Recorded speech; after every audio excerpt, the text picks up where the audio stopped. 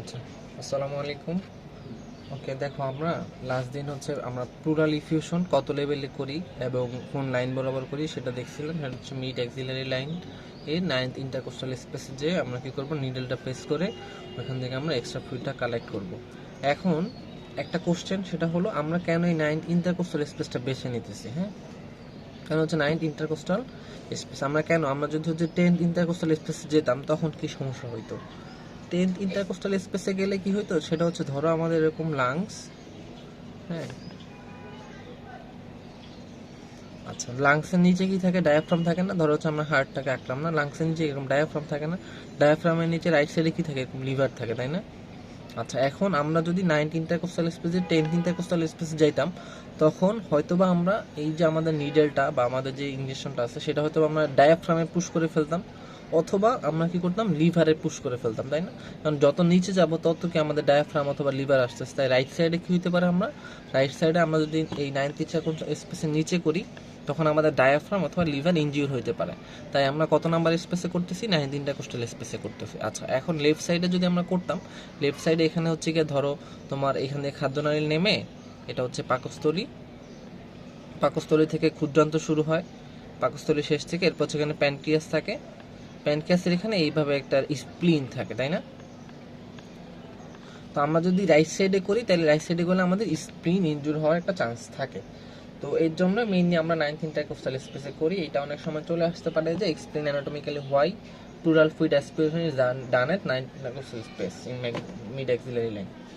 আচ্ছা, তো এই ছিল মোটামুটি আমাদের লাংসের প্লুরাল যে পার্টস, হ্যাঁ, প্লুরাল যাবতীয় বিষয় ছিল মোটামুটি এগুলোই।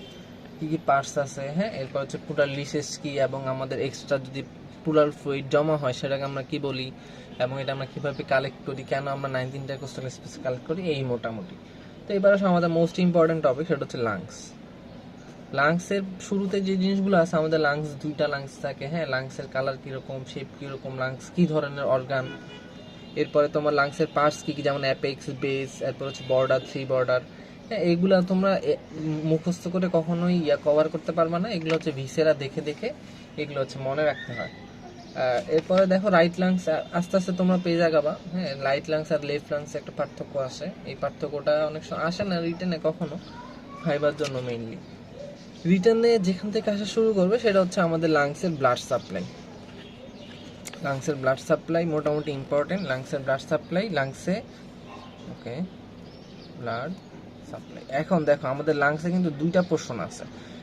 দুইটা পোর্শনের মধ্যে কি আছে, একটা পোর্শন হচ্ছে শুধুমাত্র কন্ডাকশন করে, তাই না? কন্ডাকশন, দ্যাট মিনস হচ্ছে এয়ারটাকে ও শুধু এক জায়গা থেকে আরেক জায়গায় নিয়ে যাবে।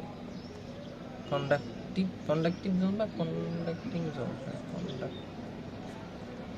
কন্ডাক্টিং জোন অর্থাৎ যেই জোন দিয়ে শুধুমাত্র এয়ারটা কি করবে, পাস করবে। যেমন তুমি চিন্তা করতে পারো যে আমাদের এয়ার এক্সচেঞ্জ হয় কই? এয়ার এক্সচেঞ্জ হচ্ছে তোমার অ্যালভিওলাস, তাই না?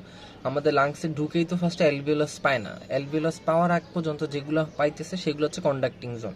তো এই কন্ডাক্টিং জোনে সাপ্লাই দিবে হচ্ছে ব্রঙ্কিয়াল আর্টারি। ইন জেনারেল যদি বলতে চাই, ব্রঙ্কিয়াল আর্টারি সাপ্লাই দিবে।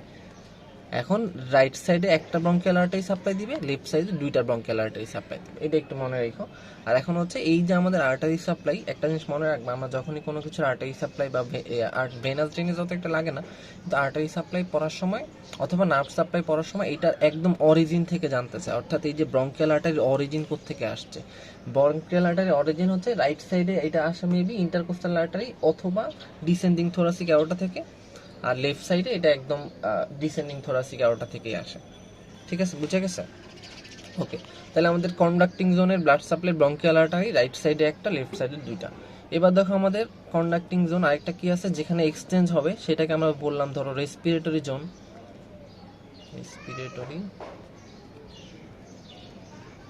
রেসপিরেটরি জোন সাপ্লাই দিবে কি, ওইটা আমাদের আমরা বলছিলাম না, রেসপিরেশন মানে এক্সচেঞ্জ করবে। এক্সচেঞ্জ করার জন্য হার্ট থেকে একটা আর্টারি আসে, সেটার নাম কি, পালমোনারি আর্টারি, তাই না? Pulmonary artery. তো এই পালমোনারি আর্টারি কি করে, আমাদের লাংসে এসে পিউরিফাই হয়ে ওরা আবার পালমোনারি ভেইনের মাধ্যমে আমাদের হার্ট থেকে এক্সিট করে। তাহলে হচ্ছে আমাদের ব্লাড সাপ্লাইয়ের মধ্যে আমরা এটা হচ্ছে আর্টারি সাপ্লাই দেখলাম, তাহলে ভেনাস ড্রেনেজও সেম। ভেনাস ড্রেনেজ হচ্ছে করেসপন্ডিং ভেইন, তার মানে আমাদের কন্ডাক্টিং জোন থেকে ব্রঙ্কিয়াল ভেইন বের হবে, রেসপিরেটরি জোন থেকে ব্রঙ্কিয়াল পালমোনারি ভেইন বের হবে। ওকে, আচ্ছা এখানে ফিগার আছে, ফিগারটা একটু প্র্যাকটিস করে রাখলে ভালো। এবার আসলে আমাদের নার্ভ সাপ্লাই, আমরা নার্ভ সাপ্লাই গতদিনই পড়ছিলাম, যে দেখো নার্ভ সাপ্লাইটা হলো আমরা যখন ভিসেরাল পুরা পড়ছিলাম, তাই না, মনে আছে? নার্ভ সাপ্লাই, দেখো আমরা ভিসেরাল পুরা সাপ্লাই দেখছিলাম কি অটোনমিক নার্ভ সাপ্লাই। কেন? কারণ হচ্ছে লাংসের সাথে রিলেটেড, আর লাংস কি একটা ভিসেরা না? লাংস হলো ভিসেরা। আর ভিসেরাতে কি ধরনের সাপ্লাই পায়? ভিসেরা হচ্ছে অটোনমিক নার্ভ সাপ্লাই পাবে, ঠিক আছে, অটোনমিক সাপ্লাই। এখন আমরা পড়ছিলাম আমাদের পেরিফেরাল নার্ভাস সিস্টেমের পার্ট কি কি আছে, সোমাটিক আর হচ্ছে অটোনমিক। অটোনমিকের আন্ডারে কি কি আছে? অটোনমিকের আন্ডারে ছিল হচ্ছে সিম্প্যাথেটিক আর প্যারাসিম্প্যাথেটিক, তাই না, মনে আছে না? তাহলে দেখো আমাদের লাংসেও কি দুই ধরনের সাপ্লাই আসবে, প্যারাসিম্প্যাথিক আর সিম্প্যাথেটিক। তাহলে দেখো আমাদের লাংসে সিম্প্যাথেটিক সাপ্লাই কে দিবে? সিম্প্যাথেটিক সাপ্লাই দিবে thoracic 2 to thoracic 5 segments of spinal nerve. Spinal nerve, হ্যাঁ স্পাইনাল নার্ভ। আচ্ছা, তাহলে এই যে আমাদের সিম্প্যাথেটিক ও দিল, আর হচ্ছে প্যারাসিম্প্যাথেটিক কে দিবে? প্যারাসিম্প্যাথেটিক দিবে ভেগাস নার্ভ। আমাদের ম্যাক্সিমাম অর্গানে ভেগাস নার্ভ সাপ্লাই দেয়। ভেগাস নার্ভ অনেক ইম্পর্টেন্ট এমবিবিএস লেভেলে বা পোস্ট গ্রাজুয়েশন লেভেলে। আমাদের জাস্ট এখান থেকে কোন ভেগাস নার্ভ কোথায় কোথায় সাপ্লাই দেয় সেটাই লাগবে। আর আমাদের ডেন্টালে নার্ভের জন্য সবচেয়ে বেশি ইম্পর্টেন্ট সেটা হলো আমাদের maxillary trigeminal nerve, facial nerve, এটা সবচেয়ে বেশি ইম্পর্টেন্ট। আচ্ছা, এখন যেটা হলো আমাদের এই যে সিম্প্যাথেটিক সাপ্লাই যখন লাংসে এসে দিবে, আমরা বলছিলাম না autonomic nerve supply, sympathetic supply কিছু কিছু ক্ষেত্রে জিনিসপত্র বাড়াবে, আর এটা হচ্ছে প্যারাসিম্প্যাথেটিক হচ্ছে রেস্টিং কন্ডিশনে থাকবে, তাই না, বা নর্মাল ও হচ্ছে বেড়ে গেছে। কোনো একটা আমি অনেক বেশি কাজ করতেছি, কাজ করার জন্য লাংসের তো প্রেশার লাগবে না, লাংসেও কি ওইরকমভাবে সিগন্যাল নিয়ে কাজ করবে না, ওই সিগন্যাল গুলা আসবে হচ্ছে সিম্প্যাথেটিক থেকে। এখন ধরো আমি তো আর 24 ঘন্টায় দৌড়ে দৌড়ে কাজ করতেছি না, তাই না? তা যখন বেড়ে গেছে তখন বাড়াবে সিম্প্যাথেটিক, এটা আবার কমাইতে হবে, এই কাজটা কি করবে? প্যারাসিম্প্যাথেটিক। এখন সেটাই দেখো, এই সিম্প্যাথেটিক সিস্টেম আমাদের লাংসে কি কাজ করতেছে? লাংসে হচ্ছে অন স্টিমুলেশন, অর্থাৎ সিম্প্যাথেটিক নার্ভাস সিস্টেম যখন স্টিমুলেশন হয় তখন ও কি করে? তখন হচ্ছে আমাদের যে স্মুথ মাসেলগুলো আছে অথবা গ্ল্যান্ডগুলো আছে সেগুলাকে ও ডাইলেটেশন করে, হ্যাঁ। আর যখন প্যারাসিম্প্যাথেটিক স্টিমুলেশন হয় তখন ও হচ্ছে বঙ্কো কনস্ট্রিকশন করে। এই মোটামুটি একটু জেনে রাখো, এটার এক্সাম্পল দিয়ে নার্ভাস সিস্টেম মোটামুটি পড়া হলে আরও ডিটেলসে কীভাবে সিম্প্যাথেটিকের ফাংশন কীভাবে মনে রাখবা, প্যারাসিম্প্যাথেটিকের ফাংশন কীভাবে মনে রাখবা সব বলে দিব না, হ্যাঁ। এখন জাস্ট এতটুকুই জেনে রাখো, সিম্প্যাথেটিক আর বইয়ের যে ফাংশনগুলো আছে ওইটা একটু আপাতত মুখস্থ করো। আচ্ছা, নার্ভ সাপ্লাই মোটামুটি আসে, হ্যাঁ। এবার আসে আমাদের হাইলাম অ্যান্ড রুট, দুইটা জিনিস, একটা হচ্ছে হাইলাম অ্যান্ড রুট। আচ্ছা, এখানে দেখো হাইলাম অ্যান্ড রুট নিয়ে একটা কনফিউশন সবসময় থাকে যে হাইলাম আর রুট কি একই জিনিস নাকি, বা হাইলাম আর রুট কি আলাদা কিনা, হ্যাঁ, কি কি ডিফারেন্স। সেটা হচ্ছে দেখো আমরা এই হাইলাম ওয়ার্ডটা অনেক জায়গায় পাবো, আমরা কিডনির মধ্যে হাইলাম দেখতে পাবো, লিভারের মধ্যে হাইলাম দেখতে পাবো, হ্যাঁ। হাইলাম মানে হচ্ছে নর্মালি একটা গেটওয়ে, একটা গেট দিয়ে কি হয়, অনেক জিনিস ঢুকে অনেক জিনিস বের হয়, তাই না? আমরা যদি ঢুকে কি কি এগুলো চিন্তা করতে যাই, কি কি ঢুকবে, নর্মালি আর্টারি ঢুকে, নার্ভ ঢুকে, তাই না? আর বের হয় কি কি? ভেইন বের হয়, আর হচ্ছে তোমার লিমফেটিক বের হয়, তাই না? এর কারণে আমরা একটা গেটওয়ে বলতেছি এটাকে। তাহলে হাইলাম হচ্ছে আমাদের সেই গেটওয়ে। এটাকে কি বলতেছে? এটার ডেফিনেশন বলা আছে নন প্লুরাল ইমপ্রেশন। আমরা বলছিলাম না প্লুরা যখন পড়ছিলাম, প্লুরাটা কি করতো? আমাদের লাংসের পুরোটা কভার করতে রাখতো, এক্সেপ্ট আমাদের এই যে যেখান দিয়ে ঢুকতো বিভিন্ন জিনিসে ঢুকবে সেটা কি হাইলাম। এই হাইলামকে কি করবে না? ও ইনভেজিনেট করবে না। ডেফিনেশন এরকম ছিল না যে এই serous membrane which invaginate both lungs and form pleural sac, এই টাইপের একটা ডেফিনেশন ছিল, তাই না? তাহলে কিন্তু আমাদের কোন জায়গাটুকে ও ইমপ্রেশন দেয় না বা কোন জায়গাটুকু পুরো কভার করে না, সেটা হচ্ছে হাইলাম অফ দ্য লাংস। তাহলে আমরা ডেফিনেশন পড়ার সময় এটাই পড়বো যে a triangular area non pleural impression through which the structure and of the lungs interactions emerge। বা হয়তো আমরা যেটা বললাম যে কিছু জিনিস ঢুকবে কিছু জিনিস বের হবে, এইটা সুন্দর করে এবার তোমার বারবার পরে পরে মুখস্থ না, তুমি জিনিসটা পুরোটা বুঝছো, এখন জাস্ট তোমাকে এটা মানে এক্সপেল করতে হবে, জিনিসটা তোমার হচ্ছে সুন্দরভাবে বের করতে হবে।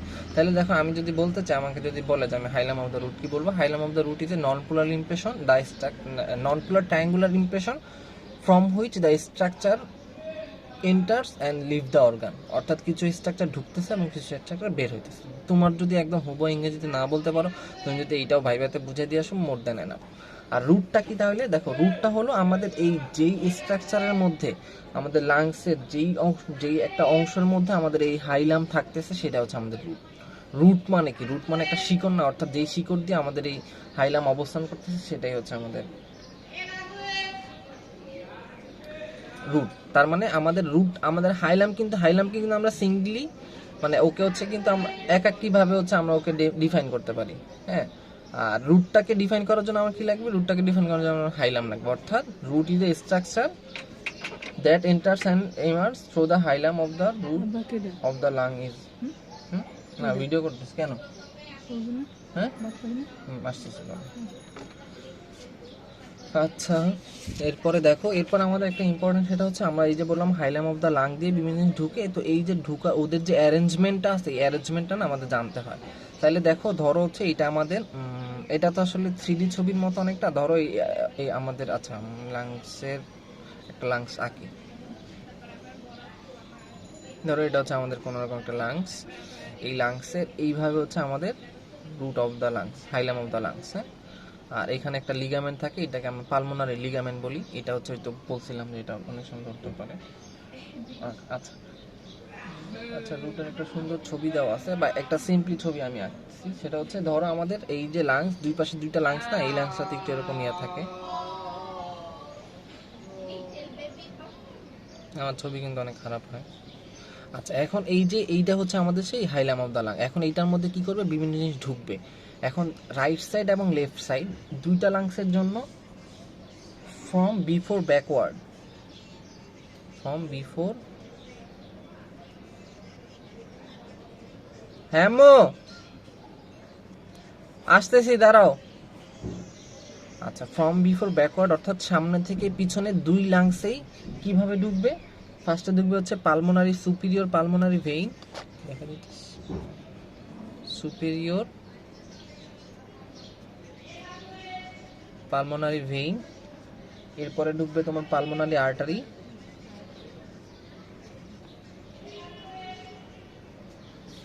এরপরে ঢুকবে তোমার ব্রঙ্কাস এন্ড ব্রঙ্কিয়াল ভেসেল, হ্যাঁ ব্রঙ্কাস।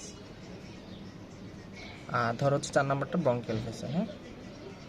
আচ্ছা, তাহলে কি কি ঢুকলো বুঝে গেছে? দেখো, আমরা কিন্তু বলছিলাম যে আমাদের, আচ্ছা এখানে আমরা যেটা নিয়ে বদান না, সেটা হচ্ছে আমরা এখানে নার্ভ সাপ্লাই নিয়ে বদান না, হ্যাঁ। অন্যান্য ক্ষেত্রে আমরা দেখবো যে নার্ভ প্লেক্সাস ঢুকে লিমফেটিক বের হয়, কিন্তু আমরা কেন এই কোশ্চেনটা আমি হয়তো বা কাউকে জিজ্ঞেস করবো যে আমরা এই হাইলাম অফ দ্য রুট দিয়ে আমরা কেন লিমফেটিক আর নার্ভ প্লেক্সাস আমরা বের করতেছি না বা এক্সিট করতেছি না। যাই হোক, তাহলে দেখো আমাদের ফ্রম বিফোর ব্যাকওয়ার্ড দুই লাংসের জন্যই সেম, অর্থাৎ দুই লাংসেই ওরা সেম অ্যারেঞ্জমেন্টে ঢুকবে। অর্থাৎ সর্বপ্রথম সুপিরিয়র পালমোনারি ভেইন, এরপরে